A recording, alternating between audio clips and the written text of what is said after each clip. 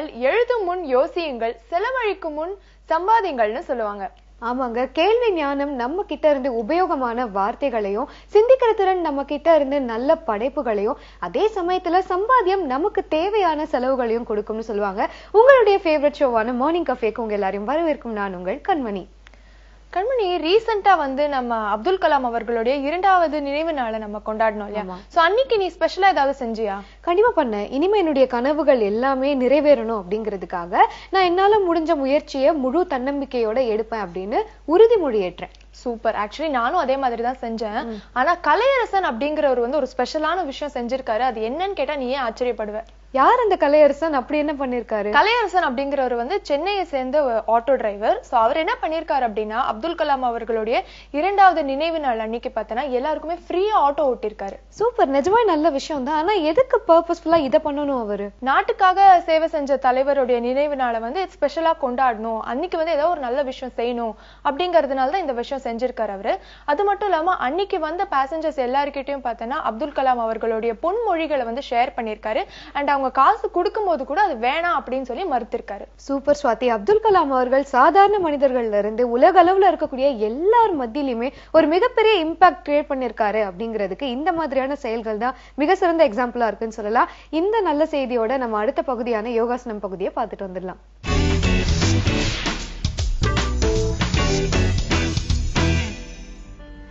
வணக்கம் நேர்களே, நான் கவிதா சத்யநாராயணன், கோஷபாபா யோகால இருக்கு. ஒவ்வொரு நாளும் ஒவ்வொரு ஆசனாஸ் பார்த்துட்டு இருக்கோம். அதோட பெனிஃபிட்ஸ் இருக்கு. ஒரு ஆசனா ஒரு பெனிஃபிட்ஸ் தான் கொடுக்கணும்னுட்டு ஒரு அவசியமே இல்லை. ஒரு ஆசனா பண்ணும்போது நிறைய வேரியேஷன்ஸ் இருக்கும், நிறைய பெனிஃபிட்ஸும் அது கொடுத்துட்டே இருக்கும். ஸோ ஒரு ஆசனால கை கால் தூக்கும் போது அந்த மசில்ஸ், அதாவது அந்த தசைகளுக்கு மட்டும் இல்லாம மற்ற உறுப்புகளுக்கும் வேலை நடந்துட்டு தான் இருக்கும். அந்த மூச்சு பயிற்சியும் அது கூட இருக்கும் போது உங்களோட உறுப்புகள் சீரா அமையறதுக்கும் அதோட பிளட் சர்க்குலேஷன் இம்ப்ரூவ் பண்றதுக்கும் இது ரொம்பவே ஹெல்ப்ஃபுல்லா இருக்கும். இப்ப பார்க்க போற ஆசனா உத்தன் பாதாசனா. உத்தன் பாதாசனா என்ன பெனிஃபிட்ஸ் கொடுக்கும்? உத்தன் பாதாசன் அகைன் ஹேர் க்ரோத்துக்கு ரொம்பவே பெனிஃபிஷியலான ஆசனாஸ் தான். அதே சமயத்துல உங்களோட லோவர் பாடி, அதாவது உங்களோட இடுப்பு பகுதி, உங்களோட கால்கள்ல இருக்கிற எக்ஸ்ட்ரா ஃபேட்டை குறைக்கிறதுக்கும் அதுல ஒர்க் அவுட் பண்றதுக்கும் இது ரொம்பவே ஹெல்ப்ஃபுல்லா இருக்கும். இன்னைக்கு உத்தன் பாதாசன் எப்படி பண்ணலான்னு பார்க்கலாம். சோ இது ஒரு very simple asanas. Only thing is, யாருக்காவது cervical spondylitis இருந்தா அவங்க ஒரு சின்ன தலகாணி இல்ல ஒரு சாஃப்ட் டவலை உங்க கழுத்துக்கு பக்கத்துல வச்சுக்கிட்டு நீங்க இந்த ஆசனா பண்றது ரொம்பவே நல்லது. ஏன்னா ரொம்ப ஸ்ட்ரெயின் இருக்கும் உங்க கழுத்துல, தலை கீழே நிறைய நேரம் இருக்கிறதுனால ரொம்பவே ஸ்ட்ரெயின் இருக்கும். ஸோ அந்த ஸ்ட்ரெயினை நீங்க அவாய்ட் பண்ணணும்னா ஒரு சின்ன டவல் இல்ல சின்ன ஒரு தலகாணி, குட்டி ரோல் அவுட் தலகாணி இருக்கு இல்லையா, அந்த மாதிரி தலகாணியும் உங்க கழுத்து பக்கத்துல வச்சுக்கிட்டீங்கன்னா உங்களுக்கு அந்த cervical spondylitis இருக்கிறவங்களுக்கு ஒரு கொஞ்சம் ரிலாக்ஸ்மெண்டாவும் இருக்கும். அதே இல்லாத பட்சத்துல நீங்க பிளாட்டா படுத்துக்கிட்டு படுக்கும்போது பாருங்க, உங்களோட போனி அத ஹிண்டரன்ஸா இருக்கக்கூடாது. இந்த மாதிரி ஸ்ட்ரெயிட்டா படுத்துக்கிட்டு ஒரு காலை ஃபர்ஸ்ட் நீட்டி பாருங்க. இந்த 60 டிகிரி ஆங்கிள், தட்ஸ் இட். இந்த மாதிரி 60 டிகிரி ஆங்கிள் இருக்கும்போது அந்த ஃபீட்டோட டிப்ஸை பார்த்து நீங்க மூச்சு உள்ள வெளியே வாங்கலாம். இந்த மாதிரி பண்ணிட்டு இருக்கும்போது எவ்வளவு நேரம் உங்களால இருக்க முடியுதுன்னு பாருங்க. 60 டிகிரி ஆங்கிள், 90 டிகிரி ஆங்கிள் இல்ல, மெதுவா நீங்க கீழே இறக்கிடுங்க. உங்களோட லெஃப்ட் காலையும் மெதுவா தூக்குங்க, ஆனா 60 டிகிரி ஆங்கிள். இந்த மாதிரி இருக்கும்போது உங்களோட ஷோல்டர்ஸ் சுருங்குற வாய்ப்பு இருக்கிறதுனால ப்ராடா இருக்க வேணும்னா உங்க கைகளை ஸ்ப்ரெட் பண்ணி உங்க மேட்ல வைங்க. ஸ்ட்ரெயிட்டா உட்காரும் போது உங்க கழுத்து பகுதியில ஸ்ட்ரெயின் ஆகும். அதனால கைகளை கொஞ்சம் ஸ்ப்ரெட் பண்ணி வச்சு நீங்க மூச்சு பயிற்சி எடுத்துக்கலாம். இந்த மாதிரி பண்ணிட்டு இருக்கும் போது உங்களோட அடிப்பகுதி கொஞ்சம் நார்மலாவே உள்ள போற வாய்ப்பு அதிகம். அண்ட் உங்களோட பாடி மசில்ஸ்லயும் ஒர்க் அவுட் ஆயிட்டே இருக்கும். ஸோ மெதுவா நீங்க கீழே ஏப்பி. இப்போ கரெக்டா உத்த பாதலாசன் எப்படி பண்ணலான்னு பார்க்கலாம். மெதுவா 2 காலையுமே 60 டிகிரில தூக்கி நிறுத்திவேன். நிறைய பேருக்கு பிரச்சனை இருந்தா உங்க தைஸ பிடிச்சுக்கலாம். இந்த மாதிரி தைஸ பிடிச்சுக்கிட்டு மூச்சு உள்ள வெளியே வாங்கிட்டு அதுக்கப்புறமா கைகளை ரிலாக்ஸ் பண்ணிக்கலாம். மூச்சு உள்ள வெளியே, மூச்சு உள்ள வெளியே. அண்ட் மெதுவா நீங்க பிடிச்சுக்கிட்டு கீழே இறக்கிடும். இந்த மாதிரி 60 டிகிரி ஆங்கிள் நீங்க பிராக்டிஸ் பண்ணும்போது அடிவயிறு ரொம்பவே ஒர்க் அவுட் ஆகும். ஸோ கோர் பில்ட் பண்றதுக்கு ரொம்பவே நல்லது. ஃபிளாட் டம்மி வேணுமா உங்களுக்கு, அந்த மாதிரி ப்ராப்பரா டோனா இருக்கணும் உங்க பாடி, அண்ட் டைஜஷன் ப்ராப்ளம் எதுவுமே இருக்கக்கூடாது. ஹேர் க்ரோத்துக்கும் இது ரொம்பவே பெனிஃபிட்டான ஒரு ஆசனா உத்தன் பாதாசன். உத்தன் பாதாசன் திரும்பி எப்படி பண்ணலான்னு பார்க்கலாம். 2 கால்களையுமே ஒவ்வொரு காலையும் மெதுவா நீங்க நிறுத்தி வச்சு பிராக்டிஸ் பண்ணிட்டு மெதுவா 2 கால்களையுமே தூக்குங்க. மூச்சு உள்ள வெளியே, மூச்சு உள்ள வெளியே. இது பாக்குறதுக்கு ரொம்ப ஈஸியா இருக்கும். ஆனா நிறைய பேருக்கு இங்க இந்த பொசிஷன்ல இருக்கிறது ரொம்ப கஷ்டமா இருக்கும். அந்த மாதிரி இருக்கிற கஷ்டமா இருந்தா நீங்க உங்களோட தைஸ், அதாவது துடைப்பகுதியை உங்க கையில வச்சு பிடிச்சுக்கலாம். ஆனா இப்படி பழிக்கும் போது ஸ்குவீஸ் பண்ணாதீங்க. உங்க ஷோல்டரை பிராடா வச்சுக்கோங்க. அதாவது உங்க ஷோல்டர் கொஞ்சம் இறக்குனீங்கன்னா உங்க நெக்குக்கு பாதிப்பு இல்லாம இருக்கும். அண்ட் மெதுவா நீங்க விட்டுடலாம். அண்ட் மெதுவா நீங்க ஃபோல்ட் பண்ணி இறக்கிடலாம். இப்போ நீங்க உத்தன் பாதாசன் பாத்தீங்க. இது பாக்குறதுக்கு ஈஸியான ஆசனா இருந்தாலும் உங்க கை பேலன்ஸ் பண்ணாத விஷயத்துல சோ உங்களோட தொடைப்பகுதியும் அடிப்பகுதியும் வைப்ரேட் ஆகும். வைப்ரேட் ஆகுறது ரொம்பவே நல்லது. ஏன்னா அது ஒர்க் அவுட் ஆகுது. அந்த மாதிரி வைப்ரேட் ஆகும்போது நிறைய ஹீட் கொஞ்சம் ஜென்ரேட் ஆகும். அந்த மாதிரி ஹீட் ஜென்ரேட் ஆகுறது அந்த மசில்ஸ்ல நிறைய ஒர்க் அவுட் ஆகும்போது உங்களுக்கு ஒரு ஈவன் டோன் ஆஃப் பாடி கிடைக்கும். சோ அது தவிர்த்து ஹேர் லாஸ் பிரச்சனைக்கு இது ரொம்பவே ஹெல்ப்ஃபுல்லா இருக்கும். சோ இன்னைக்கு உத்தன் பாதாசன் பாத்தீங்க. நாளைக்கு இன்னொரு ஆசனாவோட நான் உங்களை சந்திக்கிறேன்.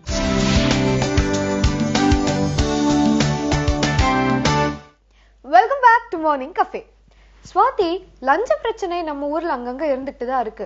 ஆனா திருப்பூர் நாகராஜ் மாதிரி எல்லாருமே செயல்பட ஆரம்பிச்சிட்டோம்னு வச்சுக்கோயேன், நம்ம ஊர்ல இல்ல இந்தியா முழுக்க லஞ்ச பிரச்சனையே இருக்காது. ஸ்வாதி, ஏன் கண்மணி திருப்பூர் நாகராஜ் என்ன பண்ணாரு?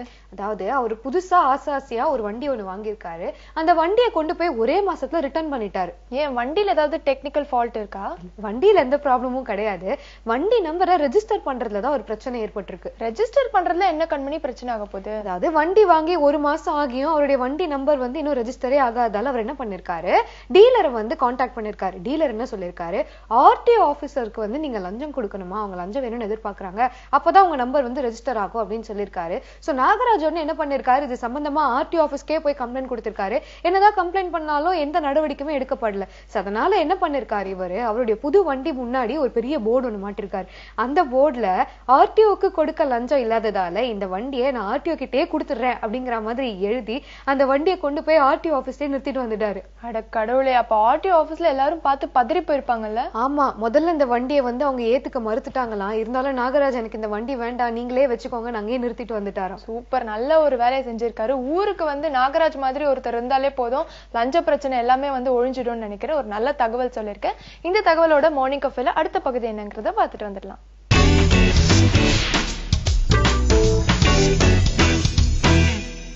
என்ன ஸ்கின் கேர் டிப்ஸ் நம்ம பண்ணலாம் டு ப்ரிசர்வ் ஆர் ஸ்கின் தான் பார்க்க போகிறோம் இன்னைக்கு. ஸோ சன்ஸ்க்ரீனை பார்த்தீங்கன்னா always choose a broad spectrum sunscreen. அதாவது யூவிஏ அண்ட் யூவிபி லைட் ரெண்டுத்தையுமே வந்து பிளாக் பண்ணுற அளவுக்கு இருக்கணும்.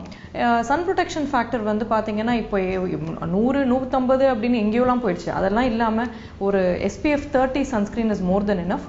மேக்ஸிமம் சில பேர்ன் ஆகுது வெளியே போனால், இல்லை ரொம்ப இரிட்டேஷன் ஆகிற அளவுக்கு ஒரு கெப்பாசிட்டி இருக்கிற ஸ்கின்னா SPF 50 வரைக்கும் யூஸ் பண்ணிக்கலாம், போகிறோம். See, more than an ideal sunscreen, நீங்கள் எந்த சன்ஸ்க்ரீன் யூஸ் பண்ணுவீங்களோ அதை சூஸ் பண்ணுங்கள். பிகாஸ் வெறும் ஐடியலாக இருந்து SPF 100, 150 இருந்து பெரிய யூஸ் ஒன்றும் கிடையாது. ஏன்னா நம்ம அதை ஃபஸ்ட்டு யூஸ் பண்ணணும், அதுதான் more important. 15 to 30 minutes before going out into the sun and 15 to 30 minutes after going out into the sun நீங்கள் இன்னொரு வாட்டி சன்ஸ்க்ரீனை ரிப்பீட் பண்ணுறது பெட்டர் உங்களுக்கு. ஸோ சன்ஸ்க்ரீனை தவிர வேறு என்ன இன்னொரு இம்பார்ட்டன்ட் பாயிண்ட் பார்த்தீங்கன்னா மாய்ஸ்சரைசர். அதாவது உங்களுக்கு வெயில் காலத்துலேயும் மாய்ஸ்சரைசர் தேவையா அப்படின்ட்டு தான் நிறைய பேர் கேட்பாங்க. ஏற்கனவே ஸ்வெட்டிங் இருக்குமே மேடம், எதுக்கு இது அப்படின்னுட்டு. So moisturiser is very important in any season. நீங்கள் சம்மரில் என்ன பண்ணலாம்னா ஒரு ஜெல் பேஸ்ட் மாய்ஸ்சரைசர் இல்லை வாட்டர் பேஸ்ட் மாய்ஸ்சரைசராக சூஸ் பண்ணிங்கன்னா it is going to be very light on the skin. So இது தவிர வந்து நம்ம மிஸ் பண்ணுற பாயிண்ட்ஸ் என்ன அப்பார்ட் ஃப்ரம் சன்ஸ்க்ரீன் அண்ட் மாய்ஸ்சரைசர்னா lip care and hair care தான். லிப்ஸை பொறுத்த வரைக்கும் வந்து சூஸ் அ லிப் பாம். அதுலேயுமே ஒரு சன் ப்ரொடெக்ஷன் ஃபேக்டர் இருக்கிற அளவுக்கு ஒரு லிப் பாம் சூஸ் பண்ணிக்கோங்க. மினிமம் SPF 15 இருக்கணும். அண்ட் மாய்ஸ்சரைசர் இருக்கிற ஒரு லிப் பாமாக சூஸ் பண்ணிக்கோங்க. ஏன்னா லிப்ஸுமே பார்த்தீங்கன்னா ரொம்ப ஒரு சென்சிட்டிவ் ஏரியா, சன் எக்ஸ்போஷர் நிறைய அது இருக்கும்போது லிப்ஸுமே வந்து அஃபெக்ட் ஆகிற சான்ஸ் இருக்குது.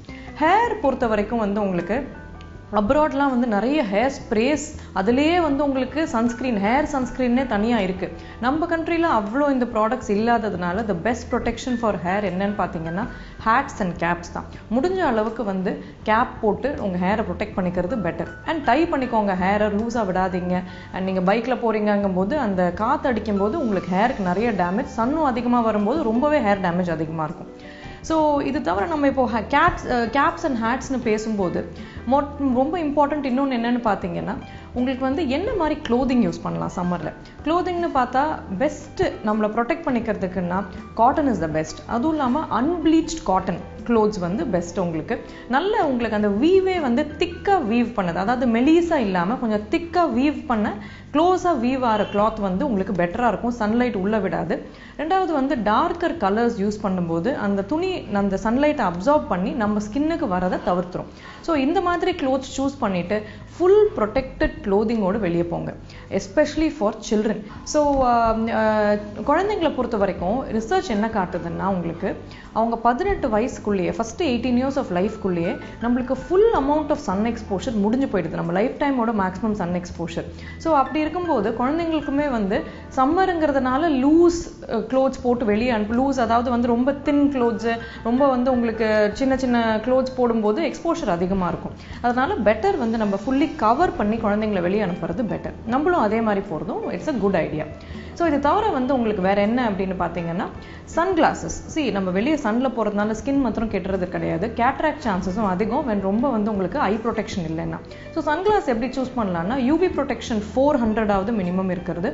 அண்ட் ஆல்சோ வந்து ரெசிஸ்டண்ட்டாக இருக்கணும், ஆக்டிவிட்டி ரெசிஸ்டண்ட்டாக இருக்கணும். நல்ல டக்குன்னு கீழே போட்டோன்னே உடையிற அளவுக்கு இல்லாமல் நல்ல activity resistant classes.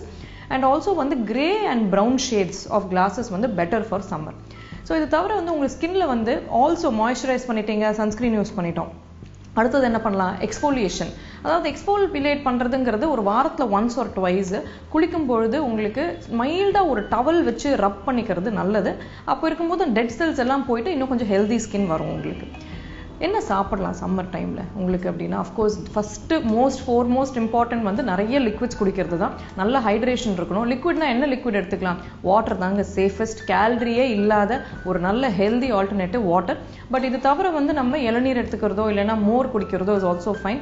Fruit juices வந்து அஃப்கோர்ஸ் எடுத்துக்கலாம், நோ ப்ராப்ளம். பட் ஏரேட்டடாக இல்லாமல் சுகர் ஆடட் ரொம்ப ஆட் ஆகாத just fresh fruit juices are best.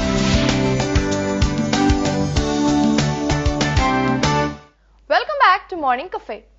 கண்மணி, ரக்ஷா பந்தன் அன்னைக்கு வந்து உங்க அண்ணா உனக்கு என்னெல்லாம் கிஃப்ட் பண்ணுவாங்க? ரக்ஷா பந்தன் அன்னைக்கு நான் கேட்கறதெல்லாம் வாங்கி கொடுப்பான். இன்ஃபேக்ட் கடைக்கு கூப்பிட்டு போய் உனக்கு என்னெல்லாம் பிடிச்சிருக்கோ அதை வாங்கிக்கோ அப்படின்னு சொல்லுவான். நானும் இதான் சான்ஸ், அதை எப்படியாவது யூட்டிலைஸ் பண்ணிக்கிறேன் அப்படின்னு சொல்லிட்டு எனக்கு என்னெல்லாம் வேணுமோ அதெல்லாம் வாங்கிட்டு வந்துருவேன். சூப்பர். ஆக்சுவலி உத்தரப்பிரதேஷ்ல வந்து பார்த்தோன்னா எல்லா அண்ணன்களும் தங்கச்சிங்களுக்கு ரக்ஷா பந்தன் அன்னைக்கு ஒரு ஸ்பெஷலான கிஃப்ட் வந்து ஒன்னு செஞ்சிருக்காங்க. அண்ட் அது பார்த்தோன்னா கவர்மெண்டே அப்ரூவ் பண்ணிருக்காங்க. கவர்மெண்ட் அப்ரூவ் பண்ற அளவுக்கு அப்படி என்ன ரக்ஷா பந்தனுக்கு கிஃப்ட் கொடுத்திருக்காங்க? டாய்லெட்ஸ் தான் கண்மணி. என்ன ஸ்வாதி சொல்ற, ரக்ஷா பந்தன் அன்னைக்கு தங்கச்சிக்கு யாராவது டாய்லெட் கிஃப்ட் பண்ணுவாங்களா? ஆக்சுவலி கண்மணி, இந்தியால வந்து நிறைய கிராமத்துல டாய்லெட்ஸே கிடையாது. அண்ட் இப்பதான் அரசு வந்து நிறைய இதோட அவேர்னஸ் எல்லாம் வந்து ஒரு ஆட்ஸ் மூலமா கிரியேட் பண்ணிட்டு இருக்காங்க. அண்ட் உத்தரப்பிரதேஷ்ல அமேதி அப்படிங்கிற ஒரு நகரத்துல பார்த்தோன்னா 854 பிரதர்ஸ் இருக்காங்க. அவங்க எல்லாரும் சேர்ந்து ரக்ஷா பந்தன் கிஃப்டா பார்த்தோன்னா ஒரு வீட்லயும் வந்து டாய்லெட்ஸ் கட்டலாம் அப்படின்னு பிளான் பண்ணிருக்காங்க. ஸோ இதுக்காக வந்து கவர்மெண்ட்ல பணமும் கட்டிருக்காங்க.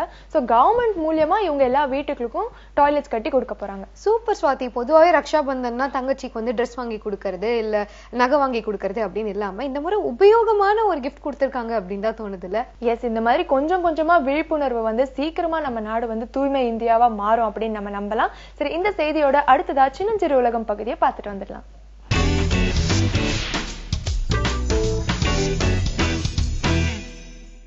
வணக்கம் நேயர்களே. இன்னைக்கு நம்ம பேசக்கூடியது பல பெற்றோர்கள் வந்து ஹெல்ப் வேணும் அப்படின்னு இமெயில் பண்ணதுனால நான் பேசக்கூடிய டாபிக் குழந்தைய சாப்பிட வைக்கிறது எப்படி அப்படின்னு. ஒரு செக்மெண்ட்ல நான் வந்து ஃபுட் ஹேபிட்ஸ் பத்தி பேசியிருந்தேன். ஆனா அதுல வந்து நம்ம பழக்க வழக்கங்கள் பத்தி நம்ம பேசல. இன்னொன்னு, ஒரு குழந்தை பிரச்சனை பண்ணும்போதோ இல்ல பிடிவாதம் பிடிக்கும் போதோ அதை எப்படி சரிப்படுத்துறதுன்னு பத்தி இன்னைக்கு பேச போறோம்.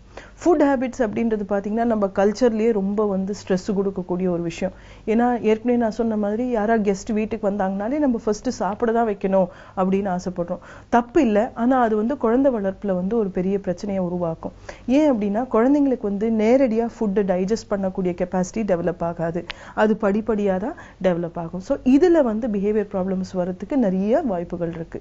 ஃபர்ஸ்ட் புரிஞ்சுக்க வேண்டியது, நிறைய உங்களோட பீடியாட்ரிஷனோட நீங்க ஃபர்ஸ்ட் எப்பவுமே பேசிக்குங்க. ஏன்னா ஒவ்வொரு பீடியாட்ரிஷனும் அவங்களுக்குன்னு ஒரு சர்டன் ரூல்ஸ் அண்ட் ரெகுலேஷன்ஸ் வச்சிருப்பாங்க. ஒரு சில பேர் தாய்ப்பால் மட்டும் இத்தனை நாள் கொடுக்கணும், இத்தனை மாசம் கொடுக்கணும்னு சொல்லுவாங்க. ஒரு சில பேர் தாய்ப்பாலோட சேர்ந்து மற்ற ஃபுட்ஸையும் வந்து இன்ட்ரடியூஸ் பண்றதுக்கு சொல்லுவாங்க. ஸோ உங்களோட பீடியாட்ரிஷன் உங்களை எப்படி கைட் பண்றாங்களோ அதை வந்து ஃபர்ஸ்ட் ஃபாலோ பண்ணுங்க. பட் சாலிட் ஃபுட் கொடுக்க ஆரம்பிக்கலான்னு உங்க டாக்டர் சொல்லியிருக்கும் போது எப்பவுமே ஒரு ஐட்டமா ஸ்டார்ட் பண்ணுங்க. இதுக்கு ஒரு காரணம் இருக்கு. ஒன் ஐட்டம் மட்டும் நீங்க கொடுக்கும்போது, ஏன்னா நிறைய அதுல மசாலாலாம் ஆட் பண்ணீங்கன்னா சைல்டோட பாடியால அதை வந்து டைஜஸ்ட் பண்ணிக்க முடியாது. ஸோ எப்பவுமே ஒரு புது ஐட்டம், ஈவன் ஒரு 8 years 9 years சைல்டுக்கு புது ஐட்டம் நீங்க இன்ட்ரடியூஸ் பண்ண போறீங்க அப்படின்னா one item at a time பண்ணுங்க. ஏன்னா ஒரு சைல்டோட பாடியில வந்து அந்த ஃபுட் புதுசா கொடுக்கக்கூடிய உணவை வந்து டைஜஸ்ட் பண்ணக்கூடிய என்சைம்ஸ்ன்னு சொல்லுவோம். அந்த என்சைம்ஸ் உருவாகிறதுக்கு கொஞ்சம் டைம் ஆகும். இது ஏற்கனவே அதே பொருள், இப்போ கோதுமை அப்படின்னா ஏற்கனவே வேற ஃபார்ம்ல கொடுத்திருந்தீங்கன்னா அது பரவாயில்ல. பட் புதுசா ஒன்னு இன்ட்ரடியூஸ் பண்ணும்போது அதுக்கு டைஜஸ்டிவ் என்சைம்ஸ் அப்படின்றது டெவலப் ஆகிறதுக்கு அட்லீஸ்ட் ஒரு 2 weeks ஆகும். ஸோ அதனால ஒரு புது ஐட்டம் கொடுக்கும்போது யூஸ்வலாவே அந்த சைல்டுக்கு வந்து அதை டைஜஸ்ட் பண்ண முடியாம டயரியா மாதிரி சிம்டம்ஸ் இருக்கலாம். பட் அது வந்து உங்களோட டாக்டரோட கைடன்ஸ் பார்த்துட்டு இன்ஃபெக்ஷன் இல்லை, சைல்டுக்கு ஃபீவர் இல்லை அப்படின்னா நீங்க அதை வந்து கவலைப்படாம அப்படியே ஸ்டெப் பை ஸ்டெப் கொஞ்சம் கொஞ்சமா இன்ட்ரடியூஸ் பண்ண அது வந்து டெவலப் ஆக ஆரம்பிச்சிடும். ரெண்டாவது ரூல், சைல்டு சாப்பிட மாட்டேங்கிறாங்க அப்படிங்கும்போது அவங்களுக்கு வந்து பசி உருவாக்கணும். நம்ம என்ன பண்ணிடுறோம்னா வீட்டுக்குள்ளேயே அவங்களை ரொம்ப நேரம் வச்சுட்டு ஒர்க்கை கொடுக்காம அவங்கள வந்து சாப்பிட மட்டும் வச்சோம் அப்படின்னா அவங்களால வந்து ஃபுட்டு எடுத்துக்க முடியாது, பசி எடுக்காது. ஸோ அதனால மோஸ்ட் இம்பார்ட்டன்ட் பிசிக்கல் ஒர்க், நிறைய ஓடி விளையாட விடுங்க, நிறைய ஆக்டிவிட்டிஸ் வீட்டில் வேலைகள் எல்லாமே செய்ய விடும்போது பசி வந்து கண்டிப்பா டெவலப் ஆகும். ஒவ்வொரு சைல்டுக்கு பார்த்தீங்க அப்படின்னா ஒரு குறிப்பிட்ட மீல்ல வந்து மேக்சிமம் ஹங்கர் இருக்கும். ஸோ அது எந்த டைம் அப்படின்னு நீங்க பார்த்தீங்கன்னா அந்த மீல்ல வந்து நீங்க புது ஐட்டம்ஸ் நீங்க ட்ரை பண்ணீங்கன்னா சைல்டுமே அதை வந்து புதுசா பசி இருக்கிறதுனால ட்ரை பண்றதுக்கு அவங்களும் வந்து முயற்சி பண்ணுவாங்க. நீங்க வந்து ஏற்கனவே அவங்க வந்து ரொம்ப குறைவா சாப்பிடக்கூடிய மீல்ல வந்து புது ஐட்டம்ஸ் இன்ட்ரடியூஸ் பண்ணீங்கன்னா கண்டிப்பா குழந்தை வந்து சாப்பிடாது. மூணாவது விஷயம், எப்பவுமே நான் சொல்ற மாதிரி பேலன்ஸ்ட் மீல் இருக்கணும். அதே அளவு தானிய வகைகள், அதே அளவு புரோட்டீன் பருப்பு வகைகள் இல்லைன்னா மீட் சோர்சஸ், அதே அளவு விட்டமின்ஸ், இந்த மூணும் ஈக்குவலா நீங்க கொடுக்கும்போது சைல்டுக்கு வந்து அந்த ஃபுட் மேல இன்ட்ரெஸ்ட் எடுக்கும். ஏன்னா அதை வந்து ஈஸியா அவங்களால வந்து அப்சார்ப் பண்ணிக்க முடியும். இதெல்லாம் வந்து பேசிக் ரூல்ஸ். பட் ஸ்பெசிஃபிக்கா உங்க குழந்தைக்கு பிரச்சனை இருக்கும்போது நீங்க புரிஞ்சுக்க வேண்டியது, டிவி பார்த்தோ இல்ல ஐபேடை பார்த்தோ குழந்தைக்கு முதல்ல இருந்து சாப்பாடு ஊட்டி பழக்கி இருந்தீங்க அப்படின்னா அது கண்டிப்பா பிரச்சனை பண்ணும். ஸோ என்ன ஆகும்னா அது இல்லை அப்படின்னா குழந்தை வந்து சாப்பாட்டு மேல ஃபோக்கஸ் பண்ணாது. ஸோ இதை பொறுத்த வரைக்கும் குழந்தை ஒரு 2 நாள் ரொம்ப நல்லா சாப்பிடலன்னா கூட பரவாயில்ல, அந்த ஸ்கிரீன் டைமை கண்டிப்பா ஒதுக்கிடுங்க. ஏன்னா நீங்க வந்து அந்த டிவியோ இல்ல ஸ்கிரீன் டைமோ பார்த்து சாப்பாடு ஊட்டி பழக்கிட்டீங்க அப்படின்னா லைஃப் லாங் வந்து அந்த என்டர்டெயின்மெண்ட் இல்லைன்னா அவங்களால சாப்பிட முடியாது. ஒரு ஹோட்டல் கூட்டிட்டு போனீங்கன்னா கூட அங்க வந்து ஏதாவது வேடிக்கை பார்த்துக்கிட்டே தான் சாப்பிடுவாங்க, ஃபுட் மேல ஃபோக்கஸ் பண்ணி சாப்பிட மாட்டாங்க. ஃபுட் மேல ஃபோக்கஸ் பண்ணி சாப்பிடாத குழந்தைங்க பார்த்தீங்கன்னா later on health related problems வரதுக்கு வாய்ப்புகள் அதிகம். ஒபிசிட்டி மாதிரி ப்ராப்ளம்ஸ் அதெல்லாம் வந்து அதிகமா வரலாம். ஸோ அதனால முதல்ல இருந்து ஃபுட்டில் மட்டும் அவங்க எப்பவுமே ஒரு வேலையை மட்டும் ஃபோக்கஸ் பண்ற மாதிரி பாருங்க. ஏன்னா ஃபுட்டை கவனிச்சு சாப்பிட்ற ஹேபிட் ரொம்ப இம்பார்ட்டன்ட். ரெண்டாவது விஷயம், ஃபுட்டு நீங்க புதுசா இன்ட்ரடியூஸ் பண்ணும்போது ஒரு 9 மாசத்துக்குள்ள நீங்க எல்லா டேஸ்ட்டும் கொண்டு வந்துட்டீங்க, எல்லா டைப் ஆஃப் ஃபுட்டும் கொண்டு வந்துட்டீங்கன்னா லைஃப் லாங் ப்ராப்ளம் இருக்காது. ஏன் இந்த 9 மாசம் அப்படின்றோம்னா 9 மாசம் வரைக்கும் குழந்தைக்கு வந்து துப்ப தெரியாது.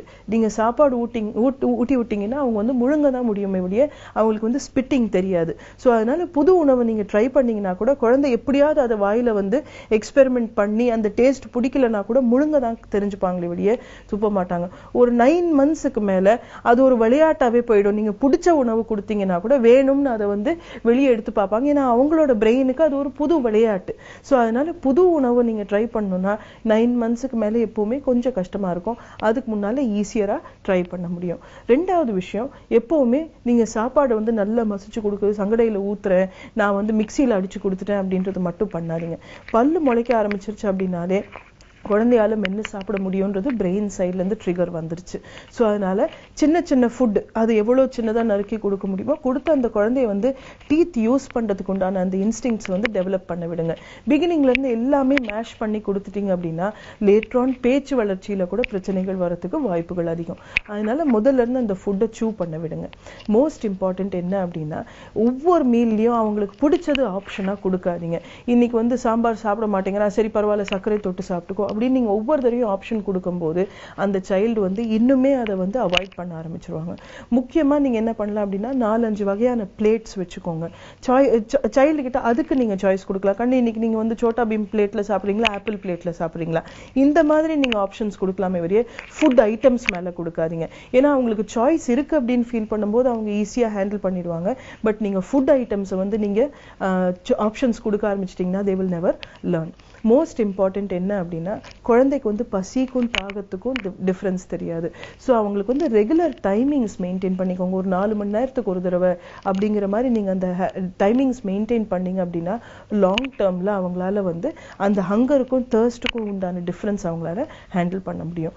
ஆனா இந்த பிரச்சனையை வந்து சரிப்படுத்தணும் அப்படின்னா நீங்க 6 months ஆகுது நீங்க டைம் கொடுக்கணும். இது இன்னைக்கு சாப்பாடு ஊட்டி விட்ட உடனே நாளைக்கு சாப்பிட்டுருவாங்க அப்படின்ற லெவலுக்கு மாத்திராதீங்க. சிம்பிளா நீங்க இதை மாத்தி அமைக்கணும்னா வீட்டுல சின்ன சின்ன குக்கிங் குழந்தையும் பண்ண வைங்க. ஏன்னா அவங்க அந்த சாப்பாடோட விளையாடும் போது உணவு எடுத்துக்கணும் அப்படின்ற அந்த ஒரு இன்ட்ரெஸ்டும் அவங்களுக்கு அது மேல அதிகமாகும். மீண்டும் நாளைக்கு சந்திக்கலாம்.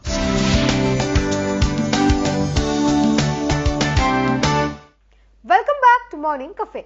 ஸ்வாதி, இந்தியால இருந்து லண்டன் போறதுக்கு எத்தனை நாட்கள் ஆகும்னு நினைக்கிறேன்? நாள்லாம் எதுக்கு கண்மணி, ஃபிளைட்ல ஒரு 8 to 9 hours டிராவல் பண்ணிடலாம்ல. யூஸ்வலா அப்படிதானே.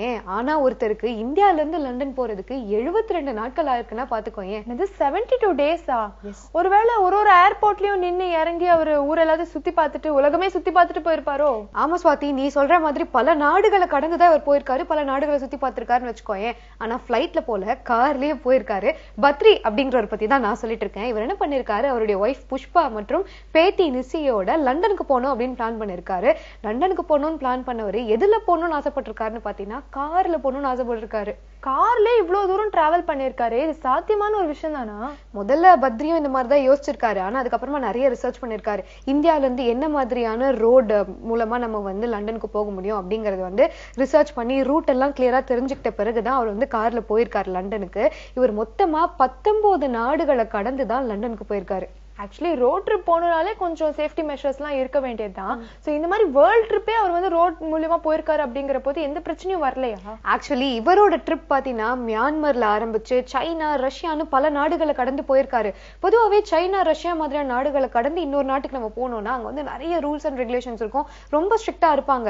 ஆனா பத்ரியோட ஃபேமிலி வந்து ரோட் ட்ரிப் போறாங்க, அதுவும் லண்டனுக்கு போறாங்க அப்படிங்கிற தெரிஞ்சுக்கிட்ட அந்த நாட்டு மக்களும் சரி கவர்மெண்ட்டும் சரி ரொம்பவே சப்போர்ட்டிவா இருந்திருக்காங்க. நிறைய ஹெல்ப் எல்லாம் வர பண்ணிருக்காங்க. சூப்பர்ல. சோ தன்னம்பிக்கையும் தைரியமும் இருந்தா எந்த ஒரு விஷயமும் சாதிக்கலாம் அப்படிங்கிறதுக்கு பத்ரி ஒரு சரியான எக்ஸாம்பிள் தான். ஆமா ஸ்வாதி, இது மட்டும் கிடையாது. அவங்க ஒரு நாள் என்ன பண்ணிருக்காங்க, டிராவல் பண்ணும்போது ஒரே நாள்ல 3 நாடுகளை கடந்து போயிருக்காங்க. இந்த மாதிரி இவங்களுடைய டிராவல் டைரி எடுத்துக்கிட்டீங்கன்னா ஒவ்வொரு நாளும் நிறைய ஆச்சரியங்களும் நிறைய சாதனைகளும் இவங்க செஞ்சிருக்காங்கன்னு சொல்லலாம். சோ இனிமே வந்து பத்ரியோட ஃபேமிலி உலகம் சுற்றும் ஃபேமிலி அப்படின்னு நம்ம சொல்லலாம். இந்த தகவலோட அடுத்ததா அவ்வை சொன்ன மொழியாம் பகுதியை பார்த்துட்டு வந்துடலாம்.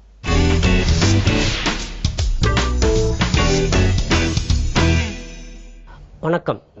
அவ்வை சொன்ன மொழியாம் நிகழ்ச்சியில் இன்றைக்கு நம்ம கொன்றை வேந்தன்லேருந்து ஒரு வாசகம் பார்க்க போகிறோம். இந்த கொன்றை வேந்தன்கிறது ஆத்திசூடி மாதிரி தான், சரிங்களா? ஏற்கனவே நம்ம பார்த்துருக்கோம். ஔவையார் மொத்தம் 4 எழுதியிருக்காங்க. ஒன்று ஆத்திசூடி, கொன்றை வேந்தன், மூதுரை, நல்வழி. இந்த மூதுரையும் நல்வழியும் ஒரே மாதிரி இருக்கும், 4 வரிகளில் இருக்கும். ஆத்திசூடியும் கொன்றை வேந்தனும் ஒற்றை வரி தான், சரிங்களா? இது வந்து ஒற்றை வரி வாசகம் தான் எல்லாமே. என்ன வேறுபாடு அப்படின்னா ஆத்திசூடில 2 சொற்கள் தான் இருக்கும். நம்ம ஏற்கனவே அறம் செய்ய விரும்பு, ஆறுவது சின்னம், இயல்வது கரவேல், ஈவது விளக்கேல், உடையது விளம்பேல். 2 தான். ஒரு வார்த்தை அடுத்து ஒரு வார்த்தை, ஒரு வார்த்தை ஒரு வார்த்தை, 2 வார்த்தையில அந்த ஒரு வரியே முடிஞ்சிடும். ஆனால் கொன்றை வேந்தன்னா 4 வார்த்தைகள் இருக்கும், 4 சொற்கள் இருக்கும், ஒரே வரி தான். இது நமக்கு ஏற்கனவே நல்லா தெரிஞ்ச வரிகளாக இருக்கு. அன்னையும் பிதாவும் முன்னறி தெய்வம், அதுதான் முதல் வாசகம். அன்னையும் பிதாவும் முன்னறி தெய்வம், ஆலயம் தொழுவது சாலவும் நன்று, இது நமக்கு தெரியும். இல்லறம் அல்லது நல்லறம் அன்று, ஈயார் தேட்டை தீயார் கொள்வர். இதெல்லாம் வந்து என்னன்னா 4 இருக்கும், 4 சொற்கள் இருக்கும்.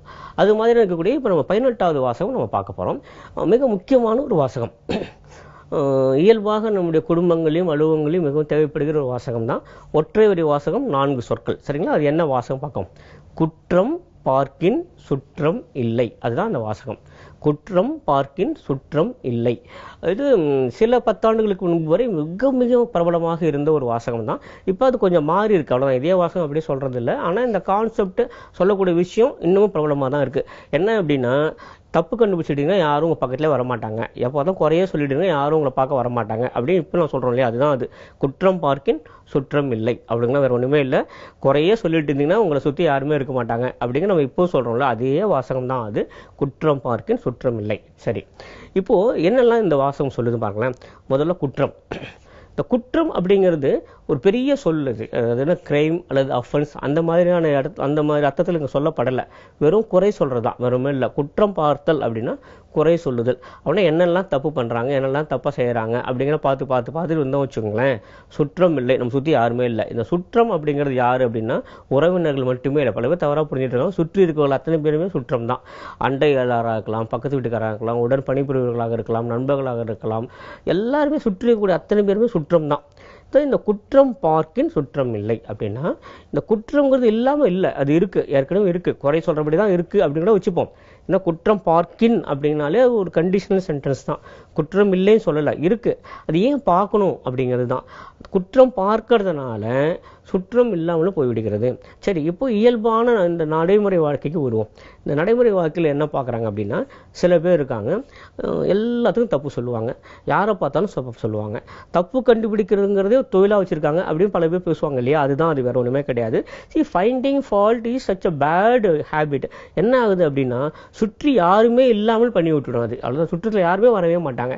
சில பேர் நம்மளால பார்க்கவே முடியுது, எவ்வளோதான் நல்லா வேலை செய்கிறாங்கன்னா கூட அவங்க சுற்றி யாருமே இருக்கிறதே இல்லை. என்ன அப்படின்னா, அவங்க ஆஃபீஸ் மொழியில் சொல்லணும்னா யாரை பற்றியா போட்டுக்கிட்டே இருப்பாங்க, யாரை பற்றியா போட்டு விட்டுருவாங்க அப்படின்னு ஒரு பேர் உண்டு. பல அலுவலகங்கள் அந்த மாதிரிலாம் உண்டு. அவங்க என்ன அப்படின்னா, குற்றம் காணும்போது தான் அவங்களோட தொழில். இந்த குற்றம் காணுங்கிற அந்த பழக்கம் வந்தாச்சுன்னா சும்மாவே இருக்க முடியாது. குற்றம் பார்த்துட்டு அப்படியே அவங்களோட வச்சுக்க மாட்டாங்க, மிக நிச்சயமாக இடம் கொண்டு போய் சொல்லத்தான் செய்வாங்க. இப்படி சொல்றதுனால என்ன அப்படின்னா, பிறர் மீது ஒரு அவப்பெயர் வருவதற்கான ஒரு விஷயத்தை இவர் பண்ணுகிற போது அடிப்படையில் இவருக்கு தான் அந்த அவப்பெயர் வந்து சேரும் அப்படிங்கிறத புரிஞ்சுக்க மாட்டேங்கிறாங்க. சரியா? பிறருக்கு அவப்பெயர் வரும் என்று நினைத்துக்கொண்டு நாம் சொல்வதெல்லாம் நமக்கே தான் அவப்பெயராக வந்து சேரும் அப்படிங்கிறத நம்ம புரிஞ்சுக்கணும். இந்த குற்றம் பார்க்க சுற்றம் இல்லைங்கிற அர்த்தமே என்ன அப்படின்னா, நீங்கள் எப்போதெல்லாம் பிறர் மீது குற்றம் காணுகிறீர்களோ, குறை காணுகிறீர்களோ, தவறு காணுகிறீர்களோ, அப்போது அதை மிக நிச்சயமாக பிறரிடம் சொல்ல வேண்டிய அவசியம் வரும். சொல்லுவீங்க, இயல்பாக அப்படி ஒரு உத்வேகம் வரும், போய் எல்லாட்டும் சொல்லணும் அப்படின்னு தோணும். ஒரு அர்ஜி இருக்கும், வெளியே போய் சொல்லாட்டு அதை கலந்து சொல்லிக்கிறோம் அப்படின்னு சொல்லி. அப்படி சொல்ல நாம் யாரை பற்றி குற்றம் சொல்லுகிறோமோ அவரை பற்றி ஒரு இமேஜ் மாறுமோ இல்லையோ தெரியாது. ஆனால் நிச்சயமாக சொல்லுகிற நம்மை பற்றி ஒரு இமேஜ் நிச்சயமாக மாறி போகும். அப்புறம் கொஞ்சமா எல்லாம் விலக ஆரம்பிப்பாங்க. அவரை பற்றி தப்பு சொன்னா அப்புறம் என்னை பற்றி எல்லாம் சொல்லுவாங்க அப்படின்னு எல்லாமே யோசிக்க தானே செய்வாங்க இல்லைங்களா? அதனால இந்த குற்றம் பார்ப்பது அப்படிங்கிறதானாலே வெறும் பார்ப்பது மட்டுமே இல்லை, குற்றம் பார்த்து விட்டு அதை வெளியே சொல்ல வேண்டிய அந்த அர்ஜி வரத்தான் செய்யும்.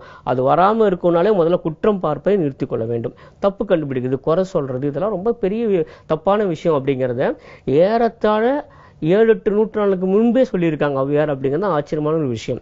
இன்றைக்கு அலுவலகங்களிலே, இன்றைக்கு குடும்பங்களிலே இருக்கக்கூடிய மிகப்பெரிய பிரச்சனையே இதுதான். தப்பு சொல்றவங்க, குறை சொல்றவங்க சுற்றி இருந்துகிட்டே இருப்பாங்க. இது என்ன ஒரு பெரிய பிரச்சனை அப்படின்னா, இந்த தப்பு சொல்றவங்களோ குறை சொல்றவங்களுக்கோ உள்ளலும் மிகப்பெரிய ஒரு சதி திட்டம்லாம் இருக்குங்கிற மாதிரிலாம் இல்லை. அது ஒரு பழக்கமாகவே வந்துடுச்சு. அவங்க என்ன தப்பு பண்றாங்களோ குறை சொல்றவங்களோ எதிர் எல்லாத்தையும் சொல்லிகிட்டே இருக்கணும் அப்படிங்கிற வந்து வச்சுங்களேன். அப்போ அவர் சுற்றி யாருமே இல்லாமல் தனித்து விடப்படுகிறார்கள். தனித்து விடப்படுகிற அவர்களுக்கான ஒரு ஆலோசனையாக அறிவுரையாகத்தான் இப்போ ஔவையார் சொல்றாங்க. பாருங்களேன், இவன் தப்பு பண்றவங்க தான், ஆனால் அவங்களுக்கும் ஒரு அறிவுரை வேண்டி இருக்கிறது. அப்படிங்கிற போது தான் ஔவையார் தனித்து நிற்கிறாங்க. விட்டுட்டு போயிடலாம், என்னென்ன அவங்க குற்றம் சொல்றாங்களா அவங்க கூட நீங்க யாரும் பழகாதீங்க அப்படி சொல்லிட்டு போயிடலாம், அது மற்றவர்களுக்கு சொல்லக்கூடிய அறிவுரை. ஆனால் இப்போ அறிவுரைங்கிற இடத்துல இந்த ஔவையார் என்ன பண்றாங்க அப்படின்னா, யார் தப்பு கண்டுபிடிக்கிறாங்களோ, குறை சொல்றாங்களோ அவங்களுக்கு சொல்றாங்க இந்த அறிவுரையை. இந்த மாதிரி நீங்க பண்ணிட்டே இருந்தீங்கன்னா அப்புறம் உங்க சுற்றி யாருமே இருக்க மாட்டாங்க, உங்க சுற்றமே இல்லாமல் போயிடும் அப்படின்னு பாருங்களேன். இந்த அறிவுரை யாருக்கு எங்க கொண்டு போய் சொல்றாங்க பாருங்களேன். தவறு செய்பவர்களிடத்திலேயே உங்களுக்கு இது மாதிரி செய்யாதீர்கள், இது தவறு, இது இருந்தால் உங்களுக்கு சுற்றம் இருக்க மாட்டாங்க அப்படி சொல்றாங்க இல்லையா? அதுதான் சற்று வேறுபடுத்தி நிற்கிறது இந்த ஒரு வாசகத்தை பொறுத்த வரையில. குற்றம் பார்க்கின் சுற்றம் இல்லை. சரி, இந்த குற்றம் பார்க்கின்றதுல இன்னும் ஒரே ஒரு விஷயம் இருக்கு. இந்த குற்றம் பார்க்க வேண்டுமா அப்படிங்கிறதே அவசியமா அப்படிங்கிறது தான். குற்றம் பார்க்கின் அப்படி பார்க்கறதா இருந்தால் அதுக்கப்புறம் என்ன ஆகும்னா சுற்றம் இல்லாமல் போய்விடுங்கன்னு தெரிஞ்சுக்கங்க. ஆனால் இந்த சுற்றம் என்ன பண்றாங்க அப்படின்னா இவங்க சொல்ற தப்பு திருத்திக்கணும் அப்படின்னு நினைக்கிறது இல்லை. அதுவும் அதிலே வருது பாருங்களேன். ஏதோ தப்பு சொல்றாங்க, குறை சொல்றாங்க, நிஜமா பொய்யா அப்படிங்கிறலாம் அடுத்த விஷயம். அதை அவங்க திருத்திப்பாங்களா இல்லையா, அவங்க திரும்ப இவங்க எதிர்பார்க்குற மாதிரியான ஒரு மாற்றத்தை கொண்டு வருவாங்களா அதெல்லாம் தெரியாது. ஆனா நிச்சயமா இவரோட பழகத்தை நிறுத்திப்பாங்க, இவரோட பேசுறதை நிறுத்திப்பாங்க. இது நிச்சயமா நடக்கத்தான் செய்யும். இதனால என்ன பயன் வந்து விட போகிறது? பெருசா ஒண்ணுமே கிடையாது. அதாவது இப்ப நம்ம 2 விஷயம் பார்த்தாகணும்.